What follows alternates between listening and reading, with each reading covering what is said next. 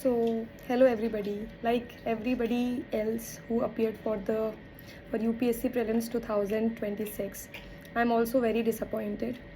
And the reason being that I'm getting 91 marks in paper 1 in GS1 while not able to clear CSAT. So, this is the most painful thing that can happen to somebody. And जब से मैं exam से लौटी थी तब से ये चीज़ बार बार बार बार मतलब I could not get this thing out of my mind that I failed CSAT. So initially what happened कि ऐसा नहीं है कि मैंने सी सैट की प्रैक्टिस नहीं करी थी. सो या first of all this was my third attempt and I could not clear prelims in my two previous attempts.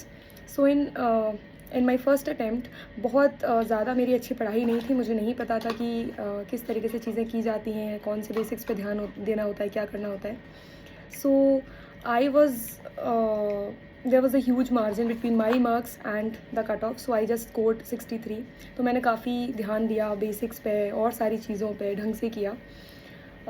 तो सेकेंड अटैम्प्ट में आई स्कोर्ड 86 समथिंग मार्क्स. तो अगेन 6-7 नंबर कट ऑफ से पीछे. लेकिन दोनों ही मेरे अटैम्प्ट्स में मैंने कभी सी सैट के लिए अलग से नहीं पढ़ा. मैंने हमेशा से मुझे डुएबल टाइप का पेपर लगा तो मेरा वो पैसेज से निकल जाता था. तो मैंने मेरे दोनों ही अटैम्प्ट्स में मेरा सी सैट 80 समथिंग था तो वो क्लियर हो गया था. तो मुझे लेकिन फिर भी लास्ट टाइम पे मुझे बॉर्डर लाइन पे लग रहा था.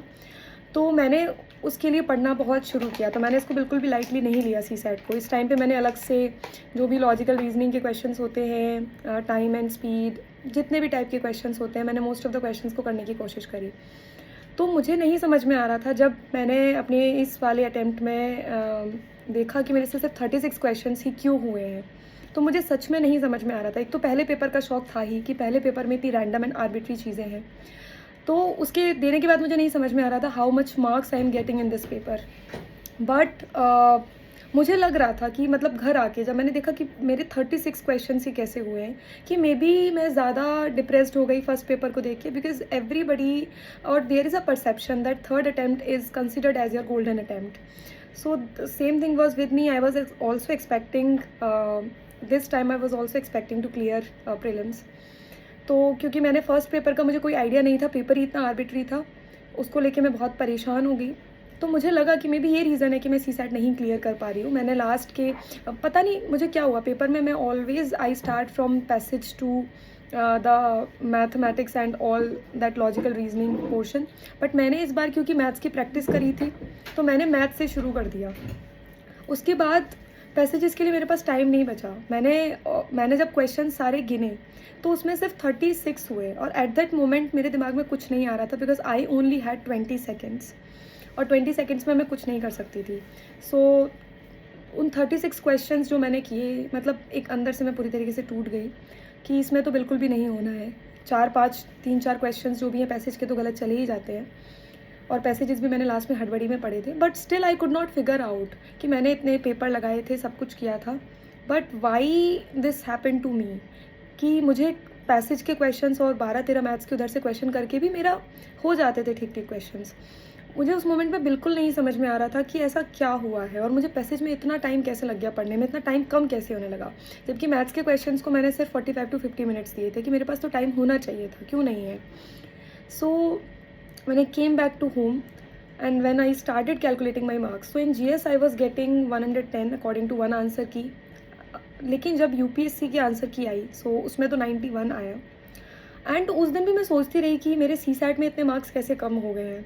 लेकिन फिर one of my friend told me he noticed one very peculiar thing in this year UPSC examination, that on the face of it this paper looks very easy, it looks very doable. There were questions maths के जो easy थे, कर सकते थे, but one major change that we can notice here is that कि जो passage के questions आते हैं, पैसेज के एक तो क्वेश्चंस 29-27 समथिंग रहते हैं and last year it was something around 29. So passage बहुत स्कोरिंग हो जाता है लोगों के लिए. मतलब 3-4 आप गलत कर रहे हो बट जिन लोगों को अच्छे से पैसेज करना आता है so they can do really well and I use to do the same. लेकिन यहाँ पर पैसेज दिए थे सिर्फ 23 passages and one more thing, additionally सिर्फ 23 पैसेजेस की बात नहीं थी, उसमें भी जो ऑप्शंस अगर आप क्लोजली देखोगे तो समझ में आएगा कि पिछले जितने भी पैसेजेस दिए जाते थे उसमें ABCD करके ऑप्शंस होते थे, और 1 2 3 है, मतलब आपको ABCD ऑप्शंस दिए जा रहे हैं, फिर उसमें 1 2 3 ये सिर्फ 3-4 क्वेश्चंस में होता था, मोस्टली क्वेश्चंस में नहीं होता था, या फिर जो पिछली साल आई थी उसमें 1 and 2, नीदर 1 and 2 दिस। लेकिन इस बार 1 2 3 4 जो ये कर दिया, most of the questions were like that only, all the 23 questions were like that only. So that was a major factor. Passages were lengthy and समझ नहीं आ रहा था उस टाइम पे, but passages took a lot of time, तो paper ही उस तरीके से सेट था। And second thing was that communication वाला जो पोर्शन है वो अचानक से ऐड कर देना इसमें। एंड कुछ लोगों ने वो लॉजिकली करेक्ट मतलब करने की कोशिश भी करी थी, बट जब से UPSC की आंसर की आई है तब से देखा है कि वो कम्युनिकेशन वाले जो क्वेश्चन है उनमें भी बहुत सारे आंसर्स वेरिएशन है। तो सबसे पहले तो था कि उन्होंने पैसेजेस का नंबर कम किया इस बार, एंड पैसेजेस का जिस तरीके के ऑप्शन सेट किए जाते थे वो ऑप्शंस पैटर्न में फिट नहीं हो रहे थे जैसे अब तक सेट किए गए हैं।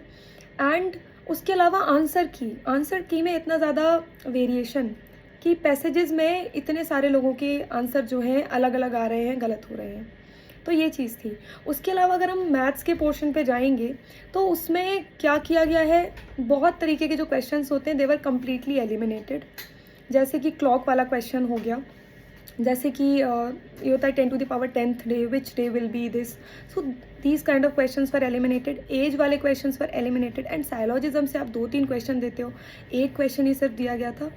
तो various type of questions, time and work, yes, so these kind of questions for eliminated. तो वहाँ पर आपको ये फाइंड आउट करना कि आप ईजी क्वेश्चन पिकअप कर लो, बहुत मुश्किल था। उसके अलावा होता है कि the way they made the CSAT paper, it was completely, it was inherently biased and it goes against the students who come from art streams, humanities background से जो भी आते हैं उनके लिए। क्योंकि आप अगर पहले के टॉपर्स को किसी को सुनते देखोगे तो वो यही चीज़ बोलते हैं कि बहुत सारे लोग जिनका उतना स्ट्रॉन्ग मैथमेटिक्स ये सब नहीं होता, so they rely mostly on passages. But आप उसी को अगर कम कर दे रहे हो तो उसका क्या इम्पैक्ट पड़ेगा, क्योंकि आप बेसिक मैथ्स करने का कुछ ह्यूमैनिटीज़ वाले स्टूडेंट सोचते हैं कि नंबर ऑफ ज़ीरोज़ हो गया या रिमाइंडर थ्योरम हो गया, इसके बिना भी पैसेजेस के बेसिस पे और कुछ इजी मैथ्स के क्वेश्चन के बेसिस पे निकल जाता था exam. And this exam suppose to be एक क्वालिफिकेशन वाला exam, but here you are testing something else, you are eliminating people. So first exam was like this and I thought कि शायद सिर्फ मेरे साथ ही ऐसे हुआ है, क्योंकि मैंने क्या किया था, क्योंकि मैं थर्ड अटैम्प्ट में अपने बेसिक्स, मेरी कुछ मिस्टेक हुई थी, सेकंड अटैम्प्ट में इकोनॉमी से क्वेश्चंस गलत हुए थे, पॉलिटी से गलत हुए थे, तो मैंने उन पर बहुत ध्यान दिया, बहुत ज़्यादा। And first paper was a major hurdle for me, so most of my attention was directed towards the first paper. So मैंने CSAT किया, मैंने जनवरी में भी किया, मैंने जून में भी किया, तब से मैंने किया था। बट जैसे ही एग्ज़ाम नज़दीक आने लगा तो 2-2.5 महीने में मैथ्स के उतने क्वेश्चंस नहीं बना रही थी। तो मुझे वो लग रहा था कि वो एक रीज़न हो सकता है, और मुझे ये भी लग रहा था कि हो सकता है कि मैंने फर्स्ट पेपर का ज़्यादा स्ट्रेस ले लिया और उसको मैंने रिफ्लेक्ट होने दिया, इसलिए मेरे साथ CSAT में ऐसे हुआ है। But when I have started talking to people, and since the answer key has came and people have matched their scores, I'm really surprised to know the fact that most of the people who are getting good scores, who are qualifying in GS, they have actually failed in CSAT. So this was so disheartening, and although I did not appear in 2023, but I am aware of what happened in 2023 and what were people's reaction and expectations. But still, what I do, I try to analyze the 2023 CSAT paper and 2025 CSAT paper. I may be completely wrong, I don't know, but this is what I have understood. There were easy questions from passages. Passage का कुछ difficult option थे, कुछ भी था, but passages was way easier than what it has been in 2026। And उसमें अलग अलग तरीके के टाइप के क्वेश्चंस थे, लाइक परम्यूटेशन एंड कॉम्बिनेशन के question. I am not saying कि वो हार्ड नहीं थे, वो हार्ड थे, लेकिन आपको कैलेंडर से क्वेश्चन मिल जाएंगे, आपको एज से क्वेश्चन मिल जाएंगे, आपको साइलॉजिज्म से क्वेश्चन मिल जाएंगे, आपको अलग अलग वेराइटी के क्वेश्चंस मिल जाएंगे that you can do. And questions का लेंथ भी छोटा था, तो मुझे वो डिफरेंस सबसे ज़्यादा समझ में आया। And talking about GS paper, so बहुत डिसहार्टनिंग है जिस वे में उसको बनाया गया है. Ideally you are suppose to test basics of the candidates की उनकी बेसिक्स चीज़ों पर कितनी पकड़ है. या हर एक क्वेश्चन आर्बिट्री लग रहा था, हर एक क्वेश्चन. अगर आप बेसिक्स, आप पॉलिटी के क्वेश्चंस पूछते हो, you completely eliminated polity. Geography का पूछते हो, there was just 1-2 question of geography. Economy का पूछते हो, 1-2 क्वेश्चन ऑफ इकोनॉमी. इन्वायरमेंट का पूछते हो, इन्वायरमेंट में just hoolock gibbon and Hulok Gibbon, Madhav National Park, and also one another question. ये अग्निकुल कॉस्मोस वाला, ये सब लास्ट ईयर न्यूज़ में थे. Hoolock gibbon was much in news last year and also Madhav national park. तो आप वो वाला, मतलब जो लोग पिछली साल प्रैक्टिस नहीं कर रहे थे, नहीं दे रहे थे इस एग्ज़ाम को, उनके लिए तो एक तरीके का बाइस क्रिएट किया है इस एग्ज़ाम ने कि लास्ट ईयर जो प्रैक्टिस कर रहे हैं they are. And Charaideo Moidam, या सो इस साल मराठा मिलिट्री लैंडस्केप ऐड हुए, रामसर साइट्स ऐड हुई. They had lot many things to ask, but they did not ask. Nobel prize मिल रहा है, उसमें आप ये नहीं पूछ रहे हो कि वो डिस्कवरी किससे रिलेटेड है, क्या है. You are not focusing on testing those things. ठीक है, कहीं ना कहीं तक हम ये मान सकते थे कि स्टेट पब्लिक सर्विस कमीशन के लेवल तक यूपीएससी आ गया है कि ठीक है, नाउ दे आर आस्किंग कि नोबेल प्राइज़ किसको किसको मिला है, इनमें से किसको मिला है. बट उनको पूछना है कि वो किस कंट्री से, जो अमेरिका से बिलोंग करता है, उनमें से इन सबको नोबेल प्राइज़ मिला है, बट जो अमेरिका से बिलोंग करता है वो इनमें से कौन है. So there is no point asking such questions. And the scenario which appears to be there is that the people who have scored like not that good, but they are able to clear GS1 cutoff, then they have miserably failed in GS2. And people who have somehow managed to clear GS2, maybe they were they witnessed that 2003 episode, or they used to score 120 110 in CSAT, they are able to clear CSAT. But there are many people who have been able to clear CSAT, but they are not able to score up to the mark in GS.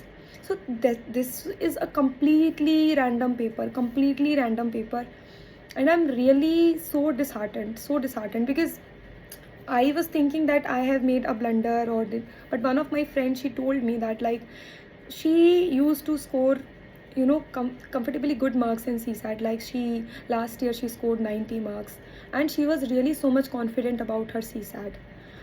She is scoring 88 marks in GS1 while she is scoring 61.67 marks in CSAT. So CSAT has eliminated a lot of capable people, and ideally this should not happen, but it is what it is.